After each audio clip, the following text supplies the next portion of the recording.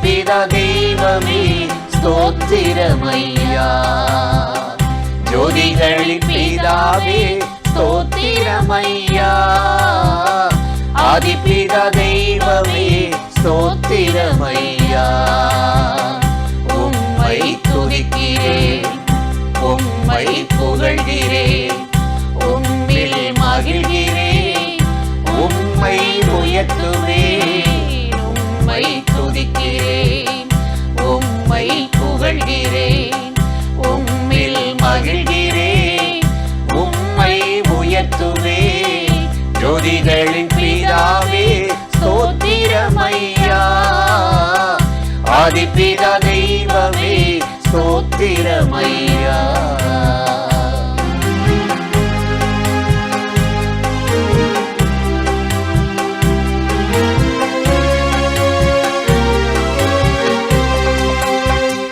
பெருமையும் ஒழுங்கின்மையும் மாற்றுகிறவரே, தண்ணீரின் மேலே அசைவாடுகிறவரே.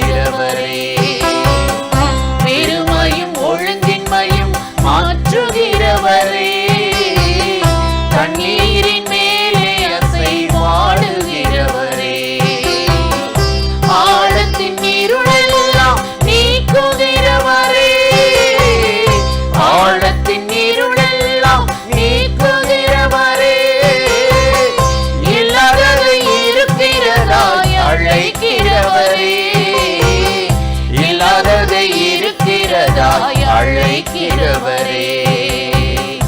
உம்மை துதிக்கிறேன், உம்மை புகழ்கிறேன், உம்மில் மகிழ்கிறேன், உம்மை உயர்த்துவேன்.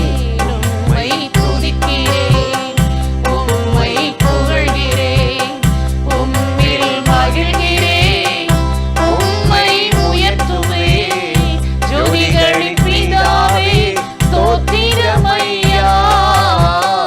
ஆதிபிதா தெய்வமே ஸ்தோத்திரமையா.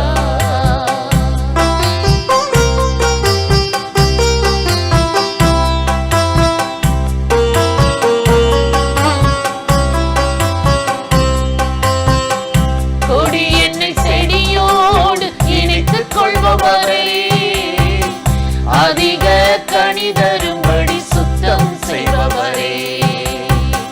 கொடி என்னை செடியோடு இணைத்துக் கொள்பவரே, அதிக கனி தரும்படி சுத்தம் செய்பவரே. உலகத்தை பலனாலே நிரப்பச் செய்பவரே, உலகத்தை பலனாலே நிரப்பச் செய்பவரே. ஏற்ற காலம் தீவிரமாய் செய்து முடிப்பவரே, ஏற்ற காலம் தீவிரமாய் செய்து முடிப்பவரே.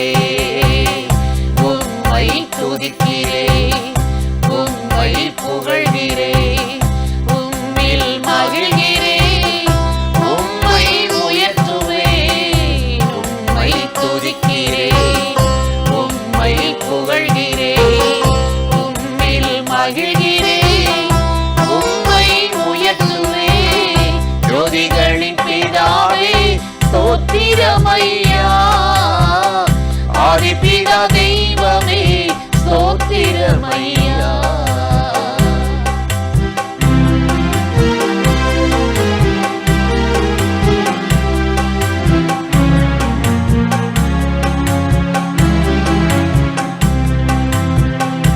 எந்தன் பலவீனத்தில் உதவி செய்பவரே, என் கிருபை உனக்கு போதும் என்று சொன்னவரே.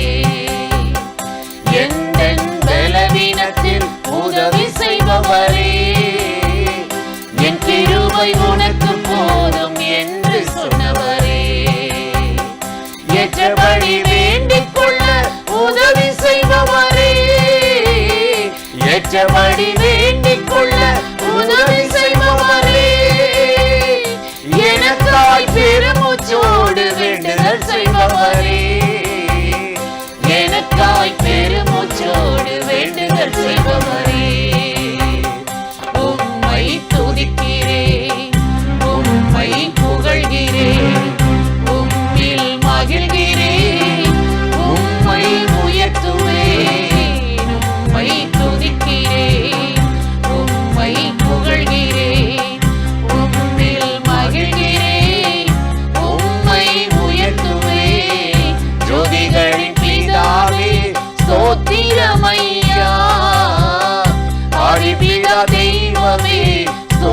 ஸ்தோத்திரமையா.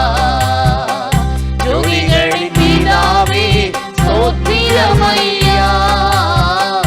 ஆதிபிதா தெய்வமே ஸ்தோத்திரமையா.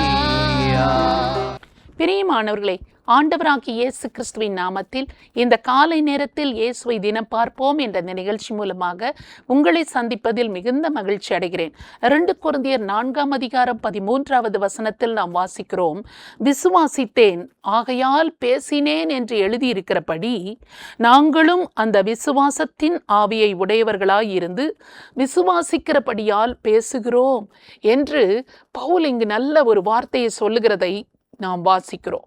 விசுவாசித்தேன் ஆகையால் பேசினேன் என்று எழுதியிருக்கிறபடி நாங்கள் விசுவாசத்தின் ஆவியை உடையவர்களாக இருந்து விசுவாசிக்கிறவைகளை பேசுகிறவர்களாக இருக்கிறோம் என்பதாக அவர் எழுதுகிறார். ஆவியானவருடைய வரங்களில், ஆவியானவருடைய கனிகளில் இந்த விசுவாசம் கொடுக்கப்படுகிறது. கனிகளிலும் இந்த விசுவாசத்தை நாம் பார்க்க முடியும், வரங்களிலும் இந்த விசுவாசத்தை நாம் பார்க்க முடியும். ஆண்டவர் நமக்கு தருகிற இந்த விசுவாசத்தின் மூலமாகத்தான் அவரை நாம் விசுவாசித்து அவரிடத்திலிருந்து எதையாவது நாம் பெற்றுக்கொள்ள முடியும் என்று நம்பி அவரை பற்றி கொள்ள நமக்கு முடிகிறது. இந்த விசுவாசம் நம்முடைய உள்ளத்தில் வருகிற பொழுது அதை நாம் அறிக்கை செய்து நாம் பேசி அதை பயிற்றுவித்து பழக வேண்டும் என்று இந்த வேத வசனத்தின் மூலமாக பவுல் நமக்கு கற்றுத்தருகிறார். எந்த காரியத்தை நாம் விசுவாசிக்கிறோமோ அதை நாம் பேசி அதை அறிக்கை செய்து, இதை ஆண்டவர் எனக்கு தருகிறார், என் வாழ்க்கையை ஆண்டவர் ஆசீர்வதிக்கிறார், நான் வாலாகாமல் தலையாவேன், கீழாகாமல் மேலாவேன், இந்த கடன் பிரச்சனையிலிருந்து வெளியே வருவேன். எதை நாம் விசுவாசிக்கிறோமோ அவைகளை நாம் பேசி பேசி அவைகளை சுதந்தரித்து கொள்ள வேண்டும் என்பதாக தான் செய்கிற ஒரு காரியத்தை நமக்கும் அவர் கற்றுத்தருகிறதை நாம் வேதத்தில் வாசிக்கிறோம். நாம் இப்படி விசுவாசித்து பேசி அறிக்கை செய்கிற பொழுது நாம் அறிக்கை செய்கிற அந்த நல்ல காரியத்தை நம்முடைய வாழ்க்கையில் பெற்றுக்கொள்கிறவர்களாகவும் அனுபவிக்கிறவர்களாகவும் இருக்கிறோம்.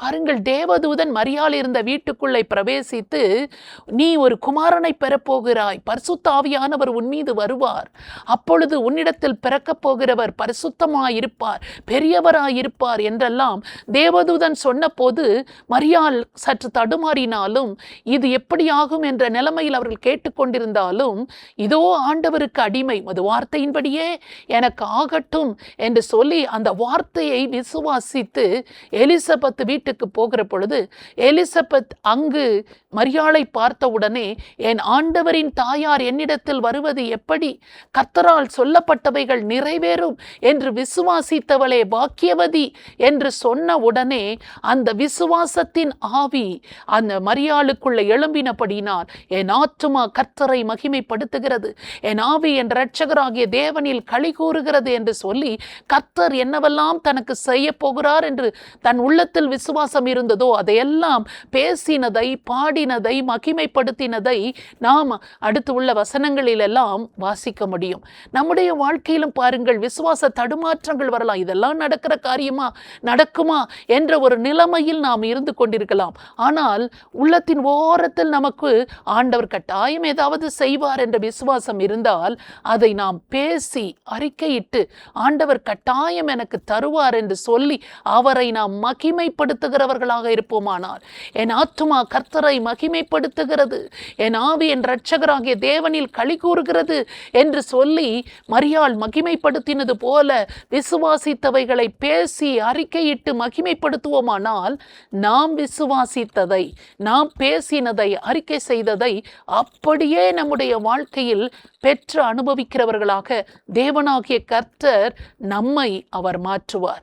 பவுல் அப்போஸ்தலன் அதனால் தான் சொல்கிறார், நான் விசுவாசித்தேன், என் விசுவாசம் என்னோடு இருக்கிறது, என் உள்ளத்தில் இருக்கிறது என்று மாத்திரம் அவர் சொல்லாமல், விசுவாசித்தேன் ஆகையால் நான் பேசினேன் என்பதாக அவர் சொல்லுகிறதை நாம் வாசித்து நமக்குள்ளும் நம்முடைய வாழ்க்கையிலும் கற்றுக்கொண்டு நாம் விசுவாசிக்கிறதை பேசி, என் தேவனாகிய கர்த்தர் என்னை உயர்த்துவார்.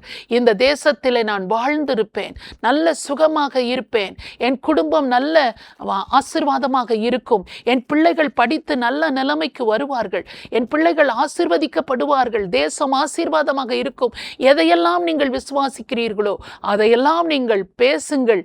கர்த்தராகிய தேவன் நீங்கள் பேசுகிறதை, அறிக்கை செய்கிறதை அப்படியே நிறைவேற்ற அவர் வல்லவராக இருக்கிறார். அந்த ஆண்டவரை நோக்கி நாம் இப்பொழுது காலை வேளையில் ஜெபிக்கலாமா? ஸ்தோத்திரம் ஆண்டவரே, உம்மை நன்றியோடு நாங்கள் துதிக்கிறோம், உம்மை ஸ்தோத்தரிக்கிறோம். விசுவாசித்தேன் ஆகையால் பேசினேன் என்று எழுதியிருக்கிறபடி விசுவாசத்தின் ஆவியை உடையவர்களாக இருந்து ஆண்டவரே அந்த காரியங்களை ஆண்டவரே நாங்கள் விசுவாசிக்கிறபடியால் அவைகளை பேசுகிறோம் என்று பவுலப்போஸ்தலன் சொன்னது போல விசுவாசத்தின் ஆவியானவர் ஆவியின் கனிகளினாலும் வரங்களினாலும் அந்த விசுவாசத்தை எங்கள் உள்ளங்களில் ஸ்தாபித்தவர். அந்த விசுவாசத்தை கொண்டு நாங்கள் பேசவும் அறிக்கை செய்யவும் அதை பெற்றுக்கொள்ளவும் எங்கள் ஒவ்வொருவர் வாழ்க்கையையும் நீர் ஆசீர்வதிக்கும்படியாக இந்த காலை நேரத்தில் நாங்கள் ஜெபிக்கிறோம். எதெல்லாம் சாத்தியமில்லாமல் இதெல்லாம் நடக்க முடியுமா, எப்படி ஆகும் என்று சொல்லக்கூடிய சூழ்நிலை இருந்தாலும் ஆண்டவரை விசுவாசித்து அவைகளை பேசி அறிக்கை செய்து பெற்றுக்கொள்ளக்கூடிய அந்த விசுவாசத்தின் ஆவியை எங்கள் ஒவ்வொருவருக்குள்ளும் நீர் ஊற்றி ஆசீர்வதிக்கும்படியாக உம்மை நோக்கி நாங்கள் ஜெபிக்கிறோம். நீர் அந்த ஆசீர்வாதங்களை ஒவ்வொரு குடும்பத்துக்குள்ளும் நீர் அனுப்புகிறதற்காக உமக்கு ஸ்தோத்திரம். இயேசு கிறிஸ்துவின் நாமத்தில் ஜெபிக்கிறோம் நல்ல பிதாவே, ஆமென்.